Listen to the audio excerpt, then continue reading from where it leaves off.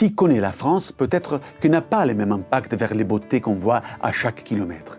C'est impossible de ne pas s'arrêter devant la richesse de ce patrimoine. Et je peux dire la même chose du patrimoine juif, culturel et cultuel. François Job m'attend pour me raconter l'histoire juive de Lunéville.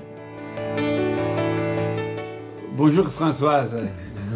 Bonjour Isaac. Nous sommes à Lunéville, Oui. dans notre voyage dans les juifs français. Il y a une synagogue très importante.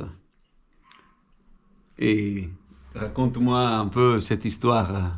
La synagogue a été construite parce que le président de la communauté, à l'époque, le Parnos, qui s'appelait Abraham Isaac Brisac, a eu le culot de demander l'autorisation à l'intendant du roi, Quelle époque c'était? du roi Louis XVI, en 1785. Donc avant la Révolution française. Avant la Révolution, c'est la seule synagogue qui a eu l'autorisation de Louis XVI, grâce à l'intendant du roi pour la Lorraine, pour être construite, parce que les autres synagogues, c'était des maisons qui étaient aménagées en synagogue. Celle-là a été construite, comme on dit comme une vraie en synagogue. latin, ab nihilo.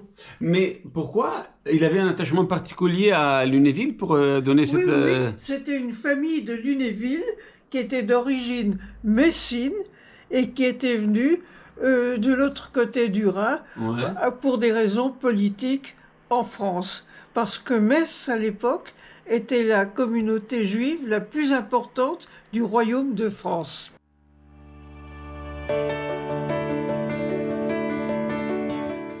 Eh bien, je vais aller tout de suite voir la synagogue du roi.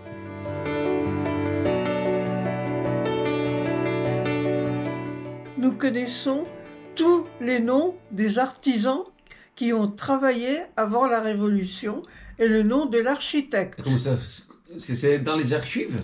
Oui, j'ai retrouvé les archives de l'architecte qui était réputé perdu depuis 1928, dans un grenier, dans le grenier des archives de Lunéville.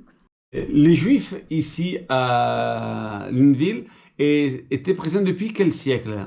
Il y a des traces au Moyen-Âge, mais sans suite, parce qu'ils ont été expulsés de Lorraine et de France, et ils sont revenus petit à petit au XVIIIe siècle, parce qu'ils étaient interdits depuis 1392 dans le royaume de France.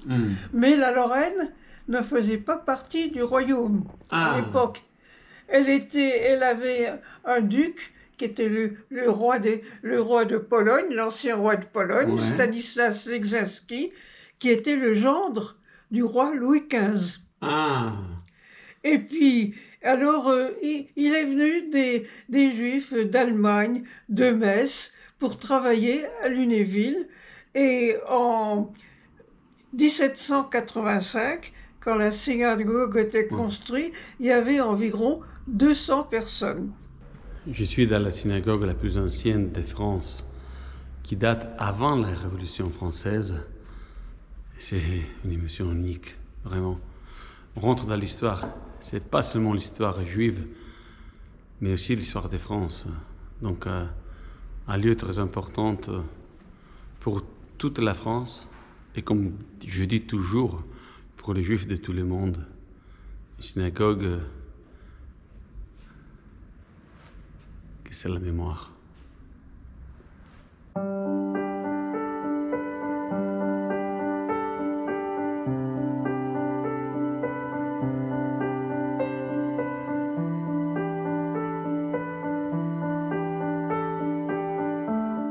Ce que c'est très intéressant ici, c'est écrit une phrase en hébreu, Upanita el tfilat avdecha.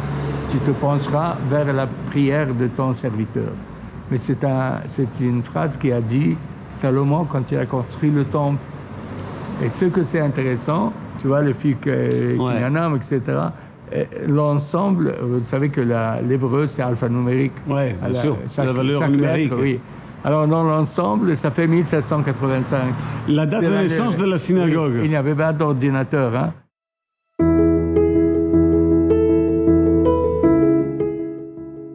Pas d'ordinateur, c'est vrai.